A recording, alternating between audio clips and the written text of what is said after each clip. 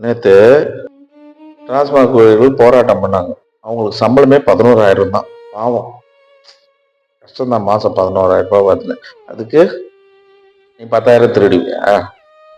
ஆ? நீ 11,000 சம்பளத்துக்கு எப்படி வந்திருப்ப தெரியுமா? நான் சொல்லிட்டா? 11,000 சம்பளம் இருந்தா பரவாயில்ல. பாட்டிலுக்கு 10 ரூபா வருது, லட்சக்கணக்கில் வரும், அது பெரிய விஷயம் கிடையாது அப்படின்னு தான் நீங்களாம் வந்திருப்பீங்க. யோகிய மாதிரி போராட்டம் பண்றீங்க. எல்லாம் வேணாம், நீங்களாம் பர்மனெண்ட் கிடையாதுல்ல, வேலை வேணாம்னு எழுதி கொடுத்துட்டு போங்க. புது ஆளை போட்டுக்கிறாங்க, அதெல்லாம் ஒன்றும் பிரச்சனையே இல்லையே. உங்க வாழ்வாதாரம் பாதிக்க கூடாதுன்னு தானே உங்களுக்குன்னு ஒரு நடைமுறையை பண்ணி எடுத்துட்டு வராங்க. அதை வச்சு நீங்க அரசியல் பண்றீங்களா? பாட்டிலுக்கு 10 ரூபா வாங்கக்கூடாதுன்னா வாங்கக்கூடாதுதான், அது சட்டப்படி குற்றம்னா குற்றம் தான். நீ வாங்கிறது பேர் லஞ்சம்.